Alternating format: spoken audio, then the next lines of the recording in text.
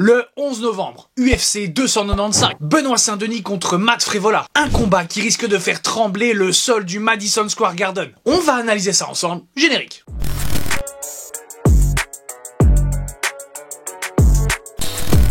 Alors, je vous avais pitché sur Instagram, sur la page La Mise au Point, en story sous forme de sondage, les vidéos de la semaine, et selon les votes, c'est Benoît Saint-Denis contre Frevola que vous voulez absolument voir en premier. Alors, let's go. Ce combat est une chance pour BSD de rentrer dans le fameux top 15 de l'UFC, puisqu'il affronte le 14e de la catégorie lightweight pour prendre sa place. Mais qui est-il? Matt Frevola est un combattant américain qui s'est fait un nom dans la division des poids légers de l'organisation. Originaire de Long Island, à New York, Frevola, invaincu en amateur avec un palmarès de 8-0, a débuté sa carrière professionnelle en 2014. Après 5 victoires consécutives, il apparaît lors des Contender Series en août 2017, gagne son combat et obtient donc un ticket d'entrée à l'UFC. Ses débuts ne se passent pas bien, enfin pas si bien que ça, c'est pas le parcours dont on rêve. Une défaite, un draw, 2 victoires, 2 défaites jusqu'en juin 2021. Il revient ensuite en janvier 2022 transformé. Tout le monde sent qu'il a changé. Il enchaîne 3 victoires par KO, toutes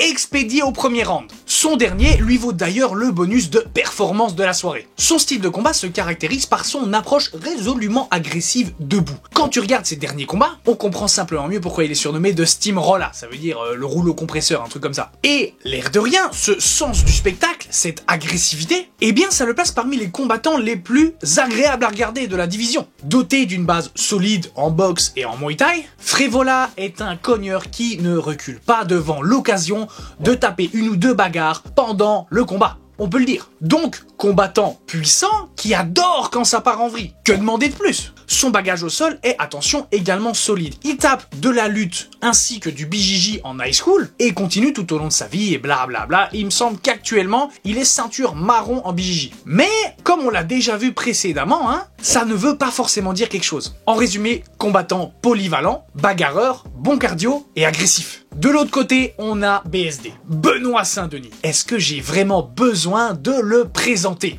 Je ne pense pas, mais bon, il y a des gens qui ne le connaissent pas encore. Donc je vais me permettre de dire quelques mots à son sujet. Palmarès de 12 victoires. Une défaite contre un mec chargé, donc en vrai, la défaite aurait dû être annulée. Un non-contest. Ancien membre des forces spéciales françaises. Autrement dit, un mental aussi solide qu'un vieux chêne de 500 ans. C'est littéralement pour lui l'opportunité d'entrer dans le top 15 de l'UFC et de se rapprocher petit à petit du titre. Striking très solide, sol très solide, très agressif, et il a un cardio monstrueux. À quoi on le voit? Regarde juste la pression et le rythme qu'il met dans chacun de ses combats. Il est à 200%, il impose un rythme de fight très difficile à suivre pour ses adversaires. Et ça ne m'étonne pas. Un style pareil, c'est juste étouffant. Et donc il faut le cardio qui suit avec. Il arrive à l'UFC en 2021 et combat Eliseu dos Santos. Il perd par décision unanime, mais, grand mais, chose qui saute aux yeux durant ce fight, c'est sa mentalité. C'est un mort de faim. Il ne lâche rien et c'est vachement bien encaissé. En plus, comme je le disais, son adversaire a été testé positif après le combat. Donc bon, Ensuite, juin 2022, combat contre Niklas Stoltz, où il gagne par soumission. Juste derrière, il enchaîne avec l'UFC Paris 1 en septembre 2022, où il gagne contre Gabriel Miranda. Par la suite, l'UFC le place contre l'un des espoirs de l'organisation, Ismaël Bonfim. Et là, la majorité des gens le sous-estiment et le voient perdant. Sauf que, contre toute attente du public, il le tabasse. On le voit décrocher des middle extrêmement puissants et étouffer Bonfim. Cette victoire par soumission choquera tout le monde. On le place ensuite à l'UFC Paris 2 contre Thiago Moses. Combattant très complet, mais de nouveau, un rythme effréné imposé par Benoît aura raison de son adversaire. Et l'organisation se rend compte qu'il est à prendre au sérieux. Ensuite, on y est. Le combat pour rentrer dans le top 15 est arrivé. Alors, pour ce face-à-face Frevola-BSD, j'ai deux avis. On a l'avis un petit peu de cœur, un petit peu sentimental. J'ai littéralement vraiment envie de voir Benoît Saint-Denis gagner. Et on a l'avis plus dans l'analyse. Si on regarde les deux, on a un Frevola qui cogne dur, très agressif, qui aime la bagarre, sauf que